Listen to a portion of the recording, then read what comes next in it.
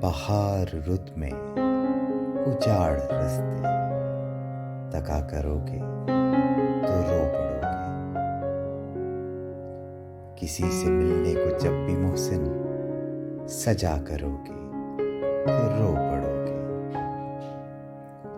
تمہارے وعدوں نے یار مجھ کو تباہ کیا ہے کچھ اس طرح سے کہ زندگی میں جو پھر کسی سے دغا کرو گے تو رو پڑو گے.